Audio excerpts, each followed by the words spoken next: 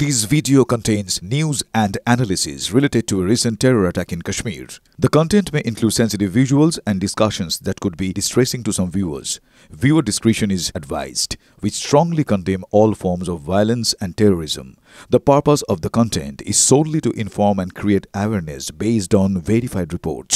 যুদ্ধ অনিবার্য দেশ জুড়ে বাতাস কাঁপাবে সাইরেন যুদ্ধের সাইরেনের মধ্যেই আজ ফের গুরুত্বপূর্ণ বৈঠক প্রধানমন্ত্রী দিল্লিতে প্রধানমন্ত্রীর বাসভবনে জাতীয় নিরাপত্তা উপদেষ্টা 3 দিনে দুবার প্রধানমন্ত্রীর সঙ্গে বৈঠক অজিত ডোভালের সুরক্ষা পরিস্থিতি নিয়ে বৈঠকে আলোচনা খবর সূত্রে আরো একবার আপনাদের জানিয়ে রাখি আজ ফের দিল্লিতে গুরুত্বপূর্ণ বৈঠক প্রধানমন্ত্রী যুদ্ধের সাইরেনের মধ্যেই গুরুত্বপূর্ণ একের পর এক বৈঠক তার দিল্লিতে প্রধানমন্ত্রীর বাসভবনে জাতীয় নিরাপত্তা উপদেষ্টা 3 দিনে দুবার প্রধানমন্ত্রীর সঙ্গে বৈঠক অজিত ডোভালের সুরক্ষা পরিস্থিতি নিয়ে বৈঠকে আলোচনা সূত্রের এমনটাই খবর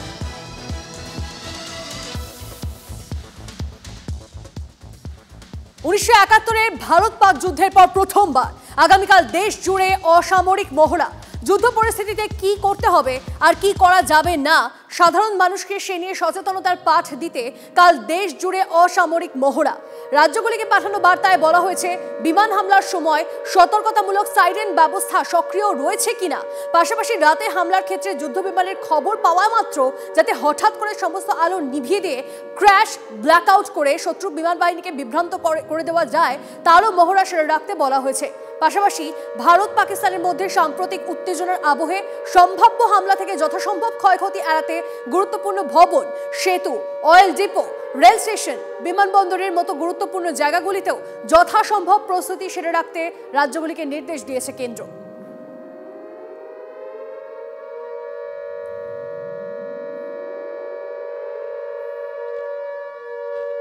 গ্রিড রেফারেন্স সবার কাছে থাকে একটা ফাইটার জেটের কাছে গ্রিড রেফারেন্স থাকে কোথায় সে বোম ফেলবে কিন্তু সেখানে যদি আরো লাইট আপ ও lit up build up area হয় তার পক্ষে টার্গেট অ্যাকুইজিশন আরো সোজা হয়ে যায় সেই টার্গেট অ্যাকুইজিশন যত না করতে পারে যতটা ওকে গুলি দেওয়া যায় তার মধ্যে এই ড্রিলগুলো মক ড্রিল করা উচিত এবং এটা একদিনে হয় বলে আমার মনে হয় না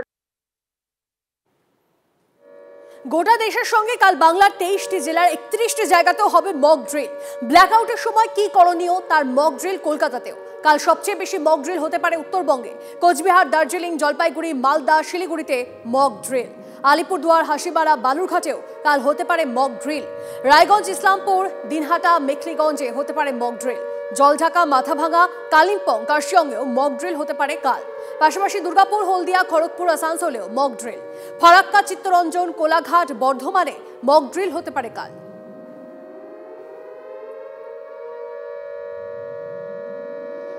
সিভিল ডিফেন্সকে ইতিমধ্যে সতর্ক করে দেওয়া হয়েছে মালদা জেলা এমন একটা জায়গায় দাঁড়িয়ে রয়েছে যার একদিকে বিহার একদিকে ঝাড়খণ্ড অন্যদিকে ভারত বাংলাদেশ সীমান্ত শুধু তাই নয় বিহার ঝাড়খণ্ড হয়েও সড়ক পথেই খুব সহজেই নেপালে পৌঁছে যাওয়া যায় আর সে কারণেই এই মালদাকেই বারবার জঙ্গিরা করিডোর হিসেবে ব্যবহার করেছে শুধু তাই নয় টার্গেটেও থেকেছে এই মালদায় যদি ওপর দিয়ে বিমান যায় তাহলে দ্রুত মানুষদের সেখান থেকে সরিয়ে নেওয়ার ব্যবস্থা দ্রুত করতে হবে মানুষজনকে সতর্ক করতে হবে আপনারা ঘরে বাড়ি বাড়ি গিয়ে সতর্ক করতে হবে তাদেরকে যে আপনারা লাইট জ্বালাবেন না যদি কোথাও আগুন লেগে যায় সেখান থেকে মানুষজনকে তাড়াতাড়ি উদ্ধার করে পাঠাতে হবে তারপরে আপনার পার্শ্ববর্তী যেসব আছে মানে গ্রামের লোকগুলোকে আগে থেকে অ্যালার্ট করে দিতে হবে যে সবাইকে সজাগ করে থাকতে হবে কারণ বাংলাদেশের সঙ্গে আমাদের ভারতের কিছুদিন আগেই একটা ঝামেলা হয়েছিল তো বিশেষ করে আরও সতর্ক হওয়া এর পাশাপাশি কোথাও আগুন লাগলে দ্রুত ব্যবস্থা নেওয়া এই সমস্ত কিছুই যাতে খুব তাড়াতাড়ি করা যায় দ্রুত করা যায় সে কারণেই কিন্তু তাদেরকে ইতিমধ্যেই সতর্ক করা হয়েছে মালদা থেকে ক্যামেরায় মুজিবর শেখের সঙ্গে শুভতোষ টিভি 9 বাংলা যুদ্ধ পরিস্থিতি তৈরি হলে যে কোনো সময় বড় সংকট নেমে আসতে পারে রাজ্যের উপর তাই রাজ্যকে এই পরিস্থিতিতে সর্বদা প্রস্তুত থাকতে নির্দেশ দিল কেন্দ্রীয় স্বরাষ্ট্র মন্ত্রক বৈঠকে রাজ্যের তরফে ছিলেন স্বরাষ্ট্র সচিব নন্দিনী চক্রবর্তী বিপর্যয় মোকাবিলা দপ্তরের সচিব রাজেশ সিনহা ছিলেন ডিজি সিভিল ডিফেন্স জগমোহন বৈঠকে কেন্দ্রীয় সরকারের তরফ থেকে স্পষ্ট বার্তা দেওয়া হয়েছে যদি কোনোভাবে যুদ্ধ পরিস্থিতি তৈরি হয় তাহলে কিভাবে সামগ্রিকভাবে উদ্ধার কাজ এবং পরিস্থিতি নিয়ন্ত্রণ করতে হবে তার জন্য আগামী 7 দিনের মধ্যে নিজেদের প্রস্তুতি নিতে হবে রাজ্যকে প্রশাসনিক সূত্রে খবর এই মুহূর্তে রাজ্য জুড়ে একাধিক সাইরেন রয়েছে শুধু শহর কলকাতায় সাইরেন রয়েছে 95টি, তবে এর বড় অংশ দীর্ঘদিন অব্যবহারের ফলে অকেজো হয়ে রয়েছে। সেগুলিকে দ্রুত সারিয়ে কার্যকরী করার নির্দেশ দেওয়া হয়েছে। দ্রুত প্রত্যেক জেলা ধরে ধরে কন্ট্রোল রুম তৈরি করার কথা বলা হয়েছে।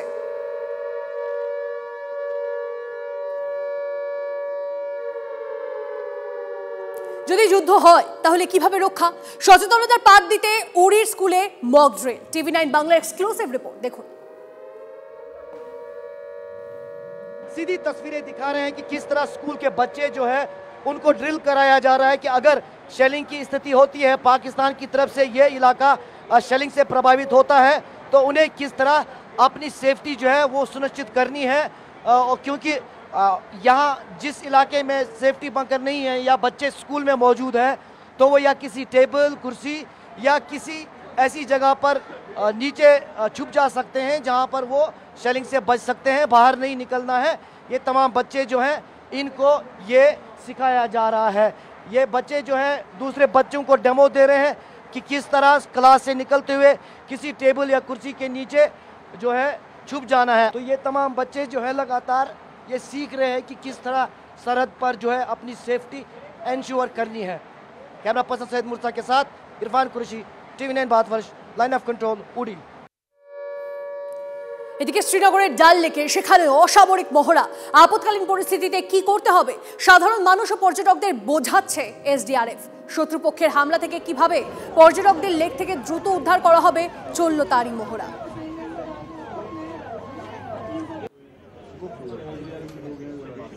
हाँ, अभी ये बोट्स में सारे कैमरामैन ये वॉक थ्रू कर रहे हैं इसमें। जब बोट कैप्साइज होती है यहाँ पे तो कैसे उसको रेस्क्यू किया जाता है, इसके बगैर हमारा 2-4 इक्विपमेंट है यहाँ पे, जैसे कि रूप गन है, उससे कैसे हम यहाँ पे वाटर में रेस्क्यू करते हैं। ड्रिल यहीं पे होगी।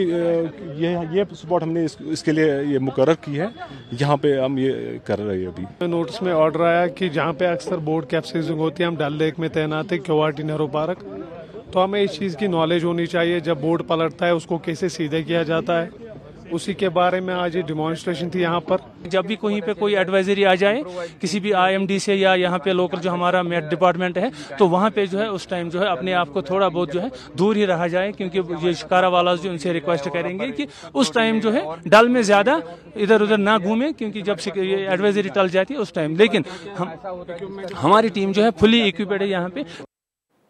1971 স্মৃতি ফিরল 2025-এ। যুদ্ধ প্রস্তুতির মধ্যেই কাল দেশ জুড়ে মহড়া। যুদ্ধ হলে কিভাবে নিজেকে রক্ষা তার মক ড্রিল করলো TV9 নেটওয়ার্কও। करो सब आ जाओ, चाहे कोई बड़ी बात नहीं है। बैठ जाओ। नियरेस्ट पॉसिबल जगह अपने आप को सिक्योर करे। इतनी जर्नल नॉलेज, इतनी लॉजिकल नॉलेज हम सबके पास है। गलती ये ना करें कि खड़े होकर देखें कि मैं क्या करूं। ये वाली सिचुएशन नहीं आनी चाहिए। ये पूरी मॉक ड्रिल का मतलब ही यही है। अलर्ट रहिए, कुछ तो करिए। अगर जब दिमाग काम करना बंद हो जाए तो ये जरूर कर लीजिएगा। ये अपना सर नीचे रखना है और सर के ऊपर हाथ रखना है। और स्क्रीन प्लीज मत छूइए, स्क्रीन से थोड़ा हट जाइए, स्क्रीन से थोड़ा आगे आ जाइए। आप लोग कांच के पास नहीं रहना, ये बताया है ना, वही अब रहिए, वही रहिए। ये सिचुएशन है यहाँ पर। सुमित और मनीष आप आगे आइए, आप यहाँ आइए। सुमित और मनीष। सुमित, लेकिन जैसा हमने कहा इजराइल और यूक्रेन और उस कंट्री में आप होकर आए जहां पर ऐसे इंफ्रास्ट्रक्चर है, सर बता रहे हैं इंडिया में इंफ्रास्ट्रक्चर नहीं, तो ऐसा करना चाहिए। क्या हमारे यहाँ भी ऐसा कुछ इंफ्रास्ट्रक्चर डेवलप करने पे बात हो रही है? देखिए बॉर्डर बिल्कुल मनीष आप देखिए ऑलरेडी है। आपके शहर में जो मेट्रो स्टेशन है वो आपका सबसे बड़ा शेल्टर है। तो अगर आपके आसपास मेट्रो स्टेशन है तो आप मेट्रो स्टेशन के अंदर चले जाइए, क्योंकि वो मेट्रो स्टेशन अंडरग्राउंड या मेट्रो स्टेशन जो ऊपर बना हुआ है? मेट्रो स्टेशन अंडरग्राउंड, ऊपर वाला नहीं। ऊपर वाला तो सबसे ज्यादा खतरा होता है वहाँ पर। आपका जो अंडरग्राउंड मेट्रो स्टेशन है वो आपके शहर का सबसे बड़ा शेल्टर होम है। तो आपको कैसे शेल्टर लेना है, कैसे जब वहां सायरन बजे, कैसे ड्रोन अटैक हो तो क्या करना है, हाई राइज में रहते हैं तो नीचे उतर के क्या करना है, कैसे अगर आप किसी भीड़ भाड़ वाली जगह में है तो सबको क्या करना है, इन सब ने बड़ी बखूबी से, बड़े अच्छे तरीके से आपको जो ये दिखाया है, ये आपके लिए बहुत जरूरी है। বড় বিপদ থেকে রক্ষা। শিলিগুড়িতে জরুরি অবতরণ বায়ুসেনার হেলিকপ্টারের। মহড়ার সময় যান্ত্রিক ত্রুটির জেরেই তড়িঘড়ি অবতরণ কপ্টারের। আরো একবার আপনাদের জানিয়ে রাখি, শিলিগুড়িতে জরুরি অবতরণ বায়ুসেনার কপ্টারের। মহড়ার সময় যান্ত্রিক ত্রুটির জেরেই তড়িঘড়ি অবতরণ কপ্টারের।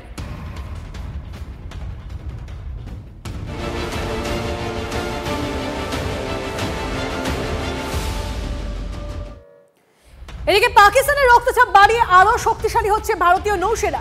রাশিয়ার কাছ থেকে আরো একটি নতুন যুদ্ধ জাহাজ পাচ্ছে ভারত, আইএনএস তমাল।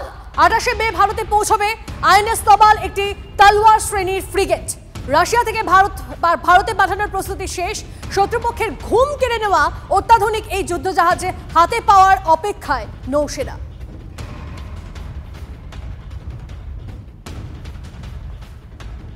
ভারতীয় নৌসেনা পরাক্রমে ভীত পাকিস্তান। আরব সাগরে আইএনএস বিক্রান্ত মোতায়েন। কাল থেকে 7 দিন ধরে মহড়া নৌসেনার। পরীক্ষা হবে ক্ষেপণাস্ত্রের। 7ই মে কারওয়ার উপকূলে নৌ মহড়া।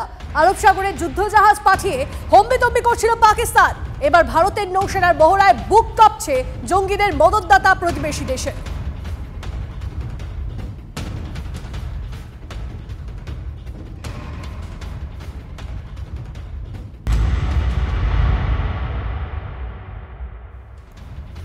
আর এই যখন পরিস্থিতি, তখন পাকিস্তানে কি চলছে? পাকিস্তানের গৃহদাহ। একদিকে পাক তালিবান, অন্যদিকে বালোচ লিবারেশন আর্মি।